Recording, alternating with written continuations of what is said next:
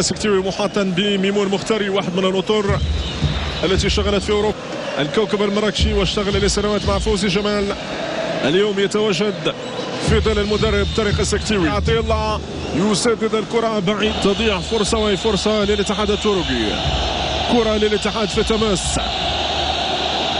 الإعادة لما حدث، أن الإعادة للانطلاق لم يكن هناك، لا هنا كانت تسديدة، لكن رغم ذلك تسديدة وجودة التسديدة كانت ممتازة لشمال خلوة.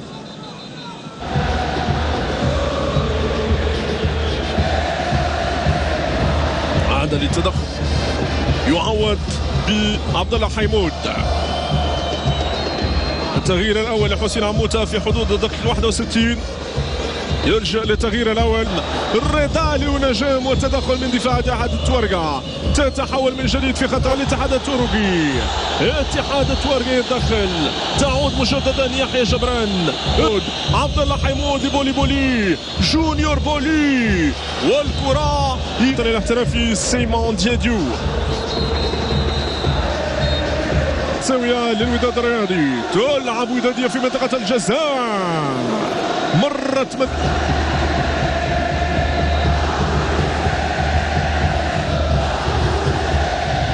مضت بعيدا عن مرمى الحارس، عن مرمى. فرصة من كرة ثابتة، تسديدة بولي، يرتقي فوق الجميع، يسدد الكرة بالراس، وتألق متواصل.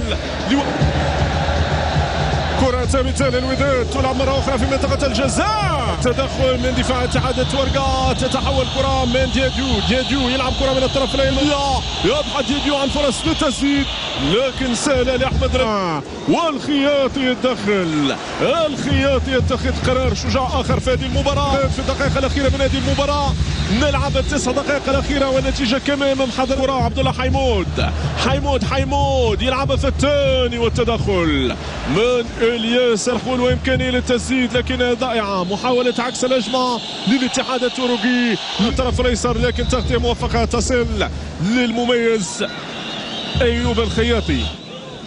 خرج كرته من الطرف الأيمن نحو أيوب العملود، استلام الكرة من نجم، تتجاوز خط تماس لمصلحة الاتحاد.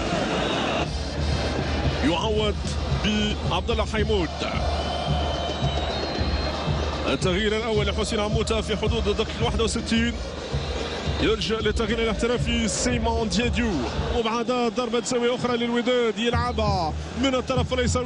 ودادية التوغل وإمكانية للتسديد، لكن ضائعة. محاولة عكس الهجمة للاتحاد التركي، الانطلاق من دياديو، والتغطية من جبران يحيى لعبد الله حيمود. عبد الله يحاول يمر وسط تكتل دفاع للاتحاد التركي، لم ينجح، ما كانش موفق. يحيى جبران والحتى الوداد. تغييرات قادمة، حمزة بوسكال،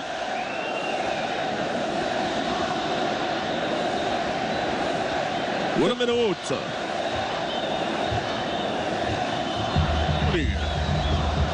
حسوني يبحث عن عملود،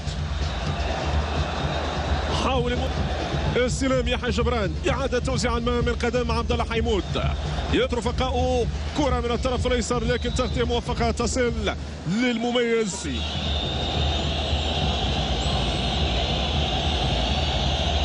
عيادة خرج كرته من الطرف الأيمن نحو أيوب العملود، استلام الكرة من نجم، تماس لمصلحة الاتحاد.